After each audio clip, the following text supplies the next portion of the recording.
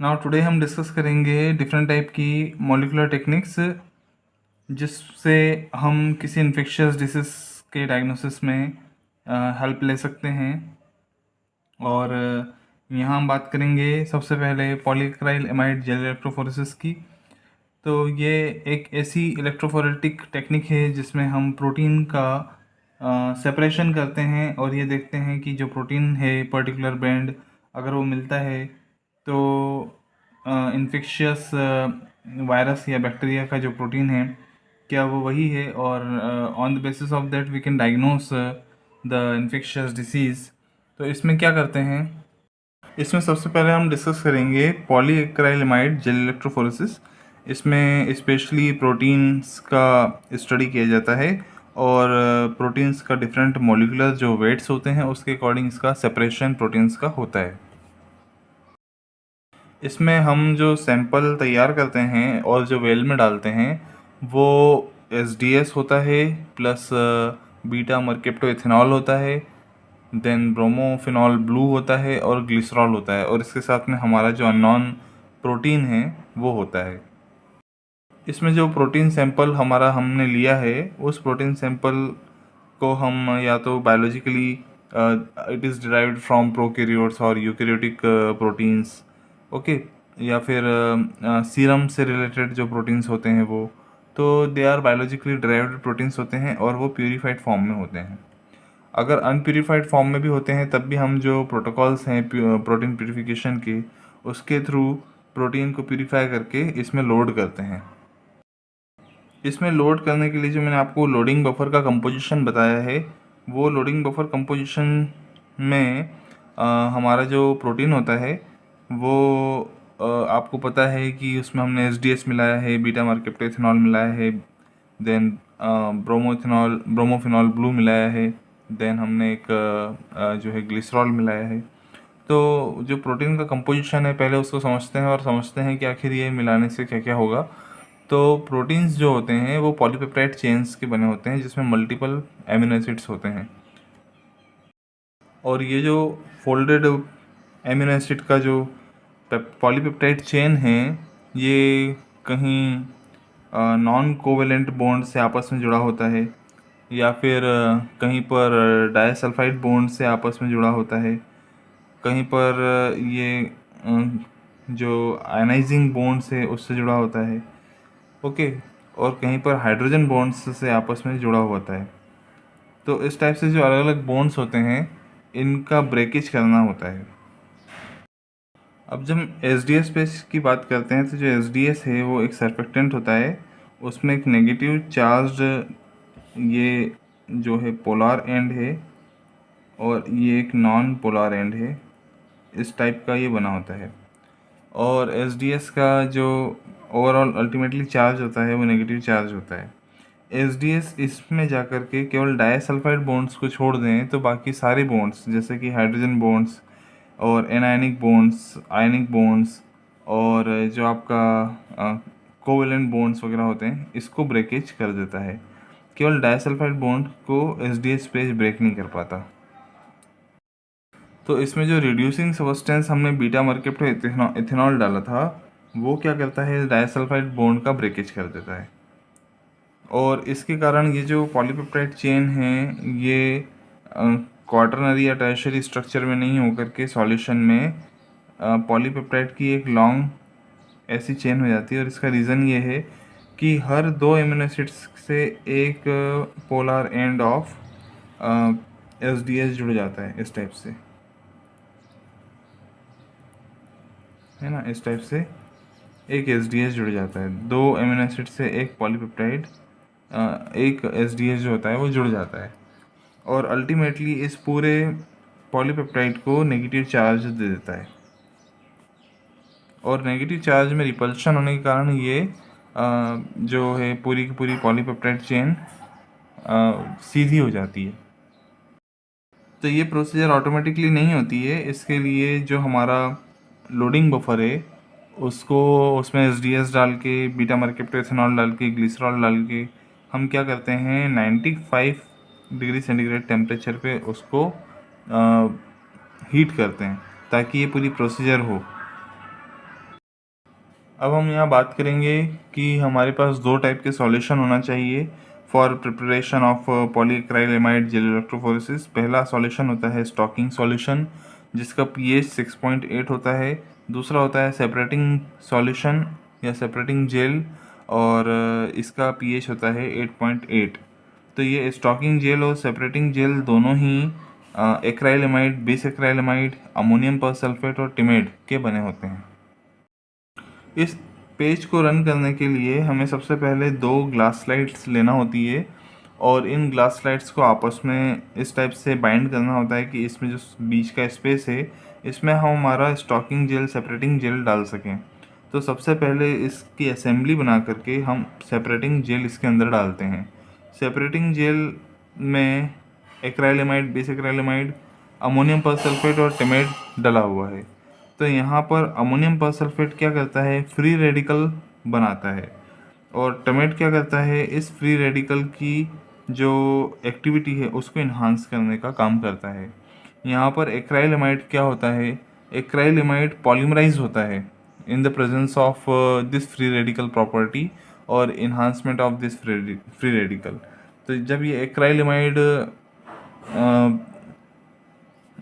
इस टाइप से जब पॉलीमराइज होता है तब ये चेन बनाता है और चेन बना करके इस टाइप से पॉलीमराइज हो जाता है। ठीक है, और ऐसी लंबी एक चेन बनती है पॉलीमराइज हो करके। तो इस टाइप की जो एक्राइलेमाइड्स हैं उसके पॉलीमर्स बनते हैं। यहाँ बीस एक्राइलेमाइड क्या करता है कि इन दोनों के बीच में क्रॉस लिंकिंग करता है। तो क्रॉस लिंकिंग करने से यहाँ एक स्पेशल टाइप की पोरोसिटी क्रिएट हो जाती है जो कि हमारे जब सॉल्यूशन हम डालते हैं तो यहाँ पर ये पूरा जो सॉल्यूशन होता है वो जेल जो होता है वो काफ़ी पोरस होता है। तो ये जो पोर साइज़ है ये डिपेंड करेगा एक्राइलेमाइड और बेस एक्राइलेमाइड के कंसंट्रेशन पे। हम जितना ज़्यादा एक्राइलेमाइड और बेस एक्राइलेमाइड डालेंगे पोर साइज़ उतना छोटा होता चला जाएगा और उतना कम मॉलिक्यूलर वेट का हम सॉल्यूशन डाल पाएंगे। और अगर हम एक्राइलेमाइड बेस एक्राइलेमाइड का जो कंसंट्रेशन है वो बहुत कम रखेंगे तो पोर साइज़ बड़े रहेंगे और हम ज़्यादा से ज़्यादा जो मॉलिक्यूलर वेट के प्रोटीन्स वगैरह हैं उसका हम यहाँ पे डाल करके चेक कर पाएंगे कि कैसा ये वर्क कर रहा है। अब सबसे पहले जो हमने सेपरेटिंग सॉल्यूशन यहाँ डाला था वो यहाँ पर जा कर के जम जाएगा और अब इसके ऊपर हम स्टॉकिंग सॉल्यूशन डालेंगे। तो स्टॉकिंग सॉल्यूशन जब हम डालते हैं तो साथ में हम इसमें कॉम्ब भी लगा देते हैं ताकि वेल्स क्रिएट हो जाएं।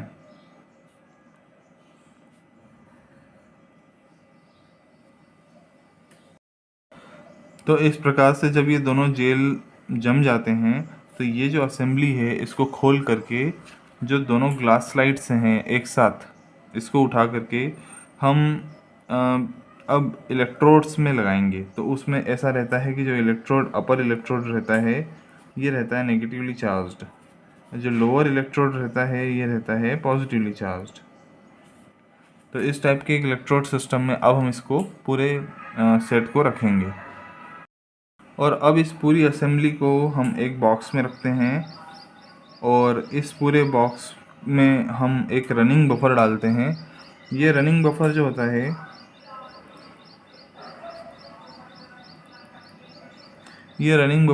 है इसका pH होता है 8.3 और ये ट्रिस ग्लाइसिन क्लोराइड बफर कहलाता है।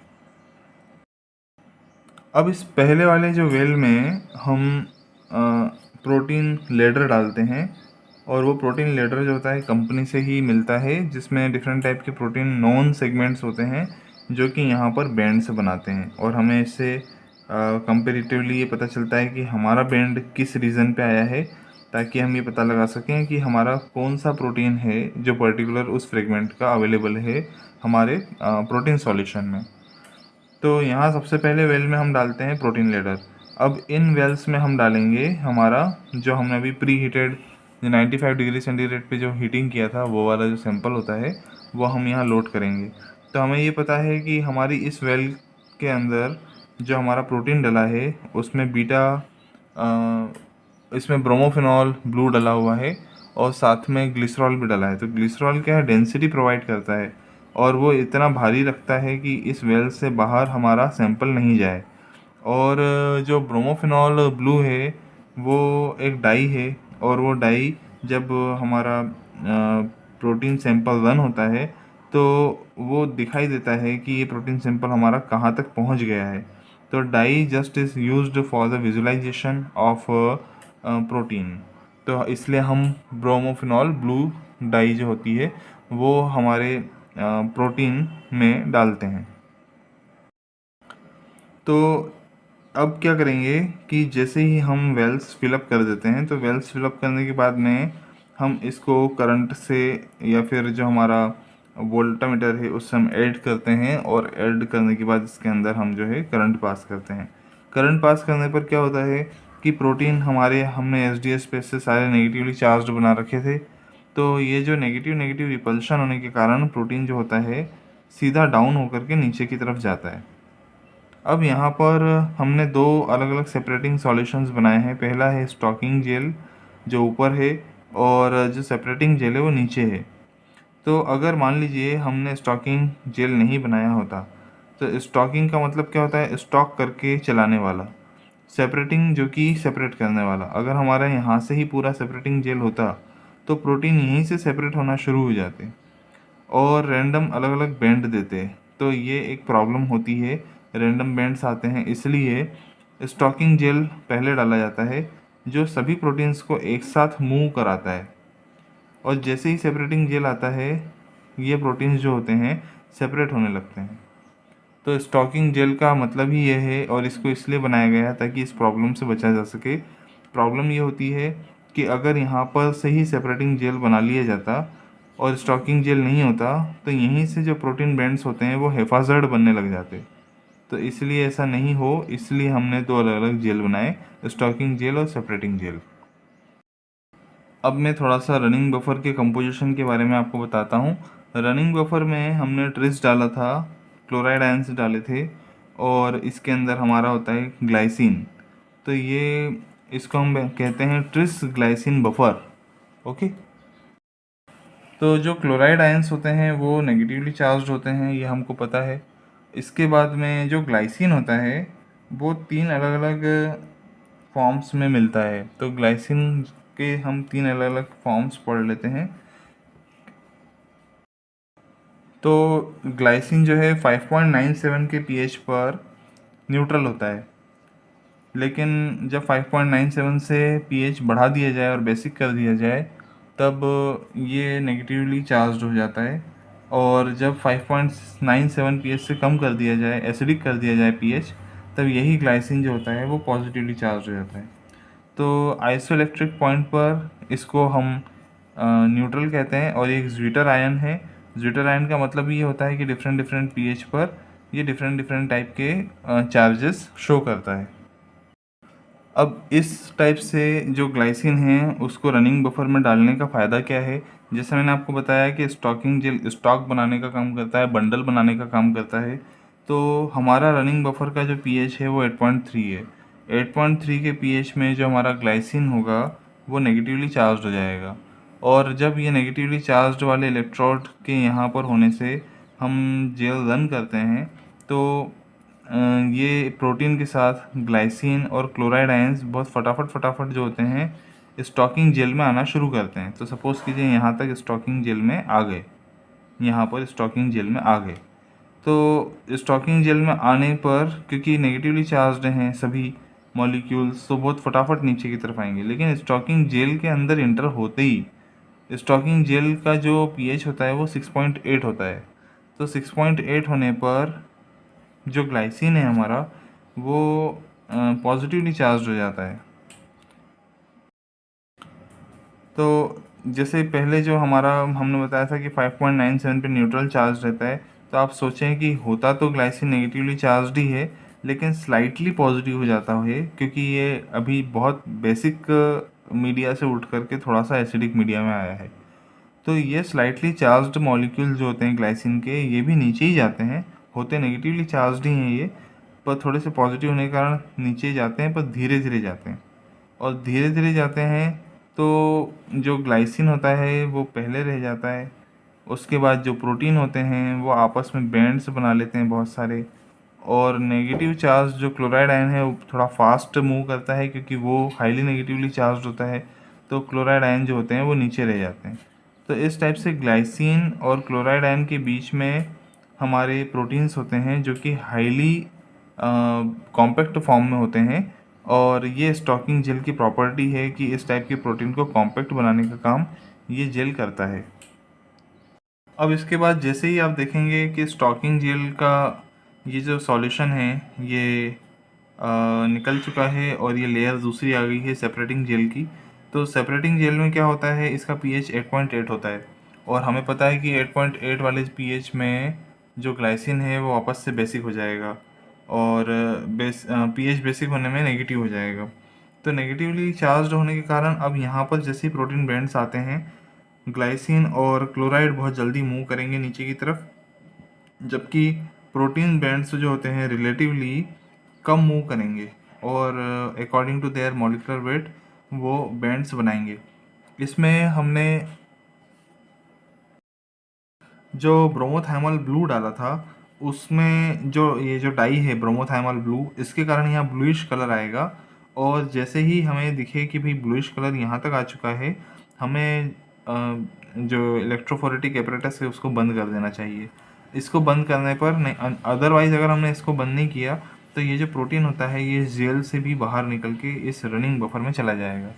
तो ऐसा स्टॉप करने के लिए ये जो ब्रोमोफिनॉल ब्लू है ये हमको बाहर से दिखेगा कि इसमें बैंड यहाँ तक दिख रहा है, तो हम अब इलेक्ट्रोफोरेटिक एपरेटस को बंद कर देंगे।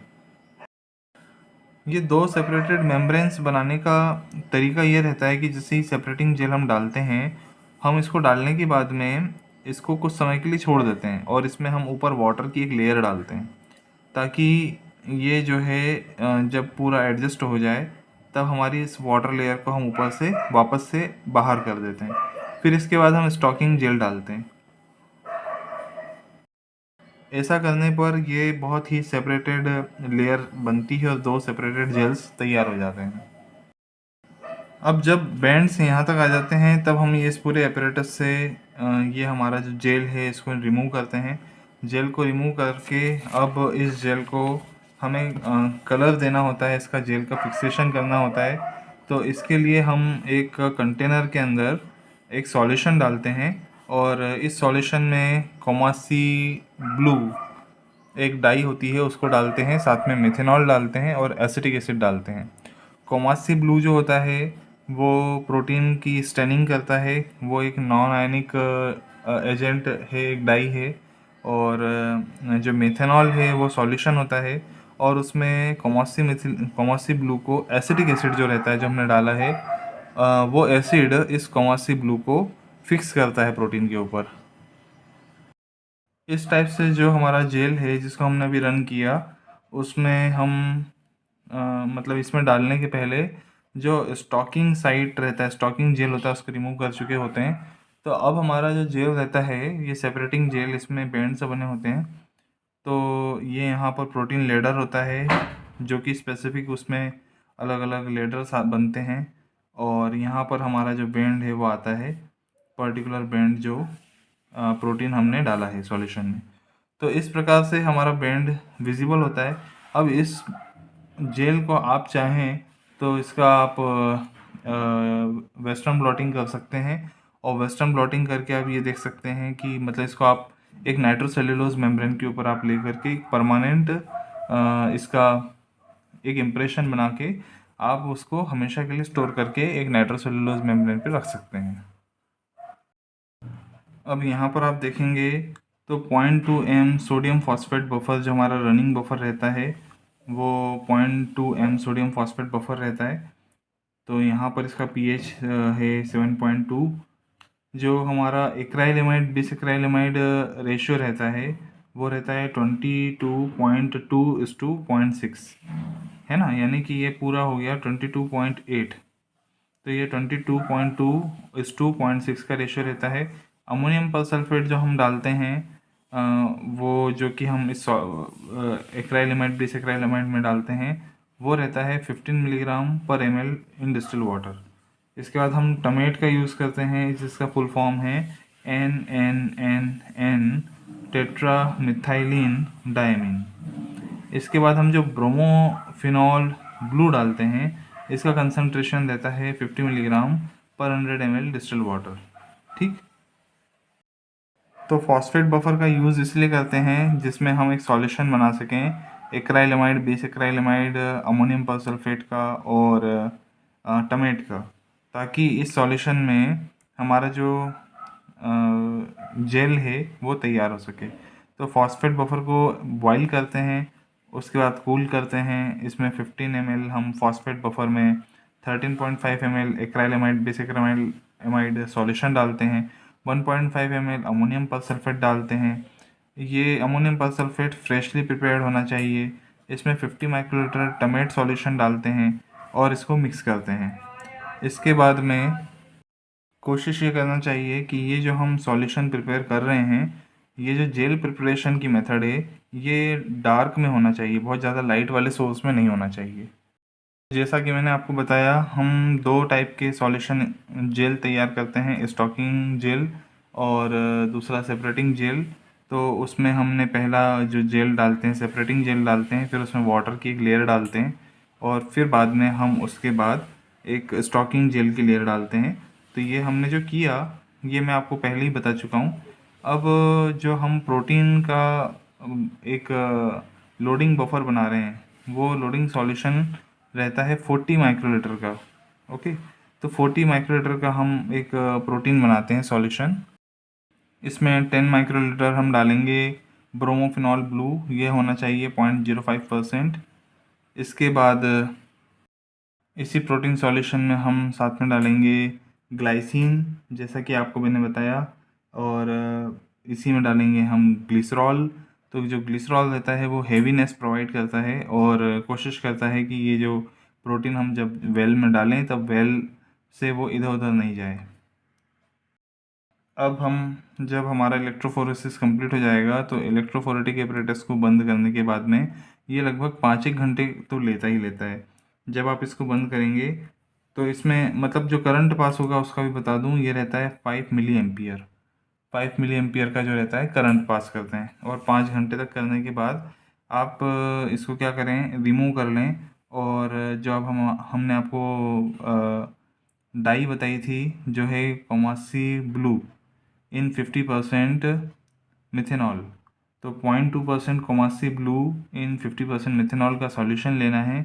इसी में एसिटिक एसिड डला होता है और इसमें अब हम 2 आवर्स के लिए हमारा जेल रखेंगे, ताकि हमारे जेल में प्रोटीन का फिक्सेशन हो जाए, साथ में उसका कलर, उसमें मतलब कलरेशन आ जाए। इसके बाद इसमें हम पहले स्टेनिंग करेंगे, मतलब इसको हम स्टेनिंग टेक्निक कहते हैं। फिर इसके बाद डी स्टेनिंग करेंगे। तो डी स्टेनिंग करने के लिए तो इसमें 2 टाइप के स्टेन बनाने हैं। पहले आपको याद रखना है, स्टेनिंग वाले में एसिटिक एसिड नहीं डला हुआ है, बराबर। इसके बाद डी स्टेनिंग करने के टाइम पर आप देखेंगे कि डी स्टेनिंग वाली जो कंडीशन रहती है उसमें मिथेनॉल होता है, एसिटिक एसिड सॉल्यूशन होता है। और मिथेनॉल एसिटिक एसिड सॉल्यूशन जो रहता है 454 ml of 50% methanol and 46 ml glacial acetic acid का सॉल्यूशन रहता है। इसमें क्या होता है, डी स्टेनिंग हो जाती है। तो क्योंकि फिक्सेशन हो चुका है तो पहले हम पूरा जेल स्टेन करेंगे, फिर डी स्टेन करेंगे। तो gel can be stored in 7.5% acetic acid. The band of protein can be observed with the naked eye. Okay. And standard can be run along the sample for comparison. तो यहाँ standard क्या हो गया, यहाँ standard हमारा जो ladder है वो हो गया। तो आप ये ध्यान दें कि पहले वाले में हमने एसिटिक एसिड नहीं डाला सॉल्यूशन में, और बाद में हमने जब डी स्टेनिंग करी तब डी स्टेनिंग करने के टाइम पे एसिटिक एसिड डाला है। और इस प्रकार से हम स्टेनिंग फिर डी स्टेनिंग करेंगे और फिर इसको हम कंपैरिजन करेंगे हमारे लेडर से कि हमारा प्रोटीन जो है वो आया कि नहीं आया। अब एस पे थोड़ी सी इम्प्रूव्ड टेक्निक है जिसमें हम एस भी यूज़ कर रहे हैं। और normally as page for example हम rotavirus infection in calves के केस में हम प्रोटीन डिटेक्शन में करते हैं। और एक चीज़ और इम्प्रूवमेंट करने के लिए कॉमासी ब्लू की जगह हम सिल्वर स्टेनिंग का भी यूज़ कर सकते हैं। नेक्स्ट टेक्निक है मॉलिकुलर बायोलॉजी की, वो है न्यूक्लिक एसिड हाइब्रिडाइजेशन। तो न्यूक्लिक एसिड हाइब्रिडाइजेशन का मैंने एक सेपरेट वीडियो भी बनाया हुआ है, और उसमें मैंने डिफरेंट टाइप के जो माइक्रो एरे, मैक्रो एरे और मैंने 4 अलग-अलग टाइप की मेथड्स इसमें बताई है, और वो बहुत अच्छा वीडियो है। यहाँ मैं शॉर्ट समराइजिंग फॉर्म में बताना चाह रहा हूँ कि जब भी हम न्यूक्लिक एसिड हाइब्रिडाइजेशन कर रहे हैं, तो यहाँ जो टेक्निक बताई है वो टेक्निक ये है कि नाइट्रोसेल्युलोज मेम्ब्रेन पर हम प्रोब्स लगाएंगे, और इन प्रोब्स के बेसिस पर हम डिटेक्शन करेंगे। तो यहाँ नाइट्रोसेल्युलोज मेम्ब्रेन बताई है, मैंने जो माइक्रो एरे, मैक्रो एरे वगैरह जो टेक्निक्स बताई हैं उसमें हम चिप्स भी लेते हैं। तो वो चिप वगैरह मेथड जो है वो भी आप मेरे उस वीडियो में देख सकते हैं। तो जो प्रोब प्रोब होते हैं, वो प्रोब होते हैं 2 टाइप के, या तो वो रेडियो लेबल्ड प्रोब होते हैं, और या फिर वो प्रोब जो होते हैं वो बायोटिन लेबल्ड प्रोब्स होते हैं। तो रेडियो लेवल में हम क्या यूज़ करते हैं, फास्फोरस, आयोडीन या ट्राइटियम, है ना, H3 यानी कि ट्राइटियम। और इन प्रोब्स में स्पेसिफिक डीएनए सीक्वेंसेस होते हैं जो कि वेल नॉन सीक्वेंसेस होते हैं। जब हम ब्लॉटिंग करते हैं तो ब्लॉटिंग पेपर जो है या फिर हम जो जेल वगैरह है उस जेल को ही हम नाइट्रोसेलुलोज मेम्ब्रेन के ऊपर रख देते हैं। नाइट्रोसेलुलोज मेम्ब्रेन में स्पेसिफिक रेडियो लेबल्ड प्रोब्स का हम पहले बाइंडिंग करवाते हैं। फिर ये जो जेल होता है, ये जेल जब इसके ऊपर अपना सारा मटेरियल जो डीएनए हमने रन किया है, जब वो इसके ऊपर आता है नाइट्रोसेलुलोज मेम्ब्रेन के ऊपर with the help of blotting. तो ब्लॉटिंग टेक्निक अलग टेक्निक है, जैसे कि हम northern blotting, southern blotting, western blotting पढ़ते हैं वो। तो इसके लिए अलग से मैं एक वीडियो तैयार करूँगा ब्लॉटिंग का। तो ब्लॉटिंग करने के बाद में जब नाइट्रोसेलुलोज मेम्ब्रेन पर ये जेल रखते हैं, तो सारा का सारा जो मटेरियल होता है वो नाइट्रोसेलुलोज मेम्ब्रेन पर आ जाता है। और ये जो डीएनए होते हैं, अगर इस पर आप पहले से ही नाइट्रोसेलुलोज मेम्ब्रेन पे प्रोब लगे हों, तो वो पर्टिकुलर डीएनए के साथ बाइंड होते हैं, और पर्टिकुलर डीएनए से बाइंड होने पर, चूँकि ये रेडियो लेबल्ड प्रोब हैं, तो अब इसको हम एक्सरे फिल्म पर एक्सपोज करते हैं। जब एक्सरे फिल्म से एक्सपोज होते हैं, तो एक्सरे फिल्म के ऊपर ऑटो रेडियोग्राफी करने पर, ऑटो रेडियोग्राफी होने पर ये जो बैंड है स्पेसिफिकली वो दिखाई देते हैं। और जो दूसरी प्रोब लेबलिंग होती है वो होती है बायोटिन लेबल्ड प्रोब्स। तो इसमें क्या करते हैं कि जो प्रोब है, जैसे मान लीजिए डीएनए है ना, तो ये जो डीएनए होते हैं इनमें एक प्रोब लगा देते हैं, और ये प्रोब होता है, मतलब ये प्रोब में जो लेबलिंग करते हैं ये प्रोब है पूरा। प्रोब क्या होते हैं, प्रोब होते हैं small DNA sequences 15 to 20 nucleotide long. इसमें हमने जो बायोडिनलेशन किया है, और बायोडिनलेशन करने पर जब हम इसमें कोई एविडीन मॉलिक्यूल ऐड करते हैं तो बायोटिन के साथ बाइंड हो जाता है।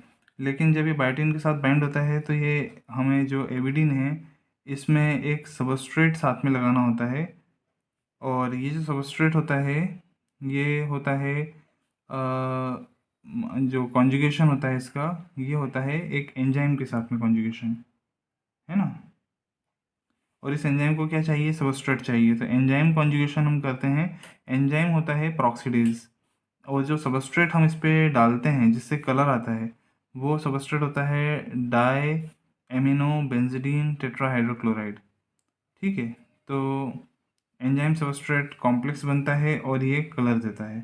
तो एंजाइम है और ये हमने यहाँ से डाला सबस्ट्रेट, तो एंजाइम सबस्ट्रेट के साथ रिएक्शन करता है और कलर देता है। और एंजाइम कॉन्जुगेटेड होता है, ये हमारा एविडीन, तो ये है एविडीन और ये है बायोटीन। तो बायोटिनाइलेटेड प्रोब के साथ जब हम एविडीन, जो कि ऑलरेडी एंजाइम के साथ कॉन्जुगेटेड है, का रिएक्शन करवाते हैं तो ये स्पेसिफिक बाइंडिंग होती है, और जब हम इस पर सबस्ट्रेट डालते हैं तभी एंजाइम के साथ रिएक्शन दे करके कलर देता है। तो 3 टाइप की ब्लॉटिंग्स होती हैं। अब जो ब्लॉटिंग है वो हम बता देते हैं। अगर हम डीएनए का इलेक्ट्रोफोरेसिस करके उसकी ब्लॉटिंग करते हैं और उसका डिटेक्शन करते हैं with the help of nucleic acid probe, तो ये है साउदर्न ब्लॉटिंग। इसके बाद जब हम आरएनए का इलेक्ट्रोफोरेसिस करते हैं और उसकी ब्लॉटिंग करते हैं ऑन द नाइट्रोसेलुलोज मेम्ब्रेन। तो ये है नॉर्दर्न ब्लॉटिंग। साउदर्न ब्लॉटिंग में भी हम नाइट्रोसेलुलोज मेम्ब्रेन पेपर यूज़ कर रहे हैं, इसमें भी वही कर रहे हैं। वेस्टर्न ब्लॉटिंग में भी नाइट्रोसेलुलोज मेम्ब्रेन यूज़ कर रहे हैं, लेकिन इसमें क्या होता है, हम प्रोब की जगह मोनोक्लोनल या पॉलीक्लोनल एंटीबॉडीज़ का यूज़ करते हैं। और जब हम प्रोटीन का ब्लॉटिंग करते हैं तब हम वेस्टर्न ब्लॉटिंग यूज़ करते हैं। तो ये तीनों में डिफरेंस है। Southern blotting, western blotting, northern blotting, तीनों में हम नाइट्रोसेलुलोज मेम्ब्रेन यूज़ कर रहे हैं। लेकिन साउदर्न ब्लॉटिंग तब होती है जब हम डीएनए का इलेक्ट्रोफोरेसिस करके न्यूक्लिक एसिड प्रोब के साथ में बाइंडिंग कराते हैं on the nitrocellulose membrane. Northern blotting में जब हम आरएनए का इलेक्ट्रोफोरेसिस करके नाइट्रोसेलुलोज मेम्ब्रेन पर जो न्यूक्लिक एसिड प्रोब्स हैं उसके साथ बाइंडिंग कराते हैं और डिटेक्शन करते हैं।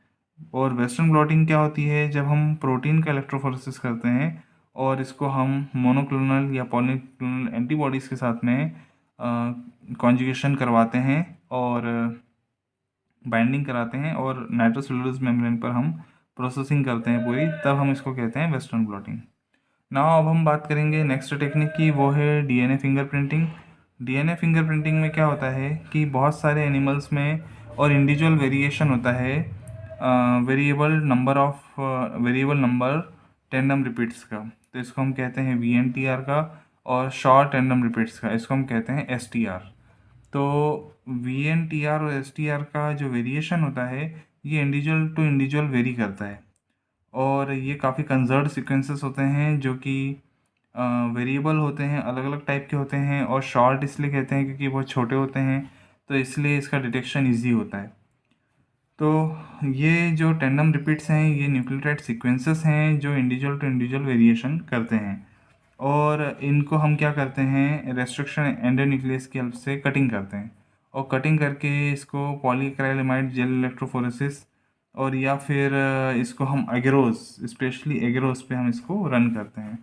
और जब एगरोस पे रन करते हैं तब इसमें डिफरेंट टाइप के बैंड्स बनते हैं, और इसका जो डीएनए होता है उसको हम इथेरियम ब्रोमाइड से या सिल्वर स्टेन से स्टेनिंग करते हैं। तो जो डिफरेंट टाइप के बैंड्स बनते हैं वो हर पर्टिकुलर स्पेसिफिक ऑर्गेनिज्म में डिफरेंट डिफरेंट होते हैं, तो इसी को हम डीएनए फिंगरप्रिंटिंग कहते हैं। नाउ नेक्स्ट टेक्निक है polymerase chain reaction. Polymerase chain reaction क्या होती है, there is amplification of nucleic acid, amplification of nucleic acid. और इसमें 3 स्टेप्स होती हैं। पहली स्टेप होती है डीनेचुरेशन, ये 90 डिग्री सेंटीग्रेड से 99 या 98 डिग्री सेंटीग्रेड तक किया जाता है। और इसमें जो हमारा डीएनए है वो कुछ इस टाइप का जो डीएनए होता है उसका होता है डीनेचुरेशन, यानी कि वो कन्वर्ट हो जाता है सिंगल चेन डीएनए में। इसके बाद इसका हम करते हैं एनिलिंग। एनिलिंग में जो होते हैं प्राइमर्स यूज़ किए जाते हैं। ये प्राइमर्स जो होते हैं डीएनए के 3 प्राइम एंड पे जाकर के बाइंड हो जाते हैं। तो ये जो एनिलिंग होती है, there is a specific binding of primer to the starting end of the DNA at 3 prime end. इसके बाद हम ये जो होता है इसका टेम्परेचर एनिलिंग का वो 40 टू 60 डिग्री सेंटीग्रेड तक होता है। इसके बाद जो तीसरी स्टेप होती है वो होती है इलोंगेशन। तो जो इलोंगेशन होता है इसमें डीएनए पॉलीमरेज और न्यूक्लियोटाइड ट्राइफॉस्फेट जो होते हैं इसकी प्राइमर के साइट पर बाइंडिंग होती है, और बाइंडिंग होने पर डिफरेंट टाइप की जो न्यूक्लियोटाइड्स होते हैं वो अपने कंटेम्प्रेरी टेम्पलेट डीएनए के न्यूक्लियोटाइड के साथ बाइंड होते हैं। यहाँ डीएनए पॉलीमरेज जो होता है बाइंडिंग में हेल्प करता है, और डीएनए पॉलीमरेज जो होता है वो 5 प्राइम से 3 प्राइम डायरेक्शन में डीएनए सिंथेसिस करता है। क्योंकि हमने बताया ये 3 प्राइम एंड है तो डेफिनेटली ये 5 प्राइम एंड होगा। अब ये 3 प्राइम एंड से 5 प्राइम एंड पर हमारा पॉलीमरेज जब मूव करेगा तब इसकी सिंथेसिस जो होती है वो होती है 5 प्राइम टू 3 प्राइम डायरेक्शन। तो इसलिए हम कहते हैं कि DNA polymerase 5 prime to 3 prime direction का डीएनए सिंथेसाइज करता है। और ये जो थर्ड मेथड है इसको हम कहते हैं इलोंगेशन। तो ये जो टेम्परेचर में वेरिएशन आ रहा है इन 3 स्टेप्स का, इसलिए इस पीसीआर की जो मशीन होती है इसको हम थर्मोसाइक्लर कहते हैं। और ये थर्मोसाइक्लर भी 2 टाइप के होते हैं। पहला होता है ग्रेडियंट थर्मोसाइक्लर, एक होता है नॉन ग्रेडियंट थर्मोसाइक्लर। तो जो ग्रेडियंट थर्मोसाइक्लर है इनमें क्या होता है कि जो जहाँ पर हम पीसीआर ट्यूब्स रखते हैं उसमें अलग अलग ग्रेडियंट्स बने होते हैं, और हम क्योंकि जो एनीलिंग टेम्परेचर है या एलोंगेशन टेम्परेचर है, जो डीनेचुरेशन टेम्परेचर है, तो इसमें जो एनीलिंग टेम्परेचर है ना, ये वेरी करती है 40 to 60। तो इसीलिए सभी टेम्परेचर्स को हमको स्टैंडर्डाइज करना पड़ता है। तो इसमें एक एक या दो दो का आप टेम्परेचर डिफरेंस रख के अपने पीसीआर ट्यूब से रख सकते हैं। तो ये जो मेथड होती है सिर्फ ग्रेडियंट पीसीआर में ही अवेलेबल होती है। तो ग्रेडियंट पीसीआर जो है बहुत ही मतलब बेस्ट टेक्निक हो गई रेदर देन नॉर्मल पीसीआर। तो जो थर्मोसाइक्लर है, ये मशीन की प्रॉपर्टी है कि ये ग्रेडिएशन के बेसिस पर भी आपको टेम्परेचर दे देगी, और हमारा स्टैंडर्डाइजेशन जो होता है वो इजी हो जाता है। पीसीआर का जो स्टैंडर्डाइजेशन जो लोग करते हैं इसको, उनको पता होगा कि इसमें जो पीसीआर का स्टैंडर्डाइजेशन है वो थोड़ा सा ग्रेडियंट पीसीआर में इजी हो जाता है। फाइनली हमारे जो पीसीआर प्रोडक्ट्स हैं उसको हम जेल इलेक्ट्रोफोरेसिस में रन करते हैं। जो जेल होते हैं वो एग्रोज का जेल हम यूज़ करते हैं। ओके, क्वेश्चन आता है एग्रोज फॉर डीएनए। तो ये याद रखना कि जो एग्रोज जेल होता है इट इज़ फॉर डीएनए, और जो एसडीएस पेज होता है इट इज़ फॉर प्रोटीन्स। ठीक है, ये याद रखना। तो अल्टीमेटली ये जेल डॉक्यूमेंट सिस्टम से हम इलेक्ट्रोफोरेस्ड मटेरियल जो है हमारा जेल उसको देखते हैं, और इस ऐसे करके हम आइडेंटिफाई करते हैं कि हमारा बैंड जो आया है पर्टिकुलर डीएनए का, क्या वो हमारा वेल नॉन डीएनए से मैच हो रहा है या जो हम चाह रहे हैं उससे मैच हो रहा है। तो पीसीआर का मैं एक डिटेल सेपरेट वीडियो भी बनाऊंगा, साथ में डीएनए फिंगरप्रिंटिंग का भी एक सेपरेट वीडियो बनाऊंगा। तो अभी के लिए इतना ही। मतलब जो मेन टेक्निक्स है हमारी मॉलिक्यूलर बायोलॉजी की, उसका जस्ट एक शॉर्ट रिव्यू था, शॉर्ट नोट्स था। So thanks for watching this video.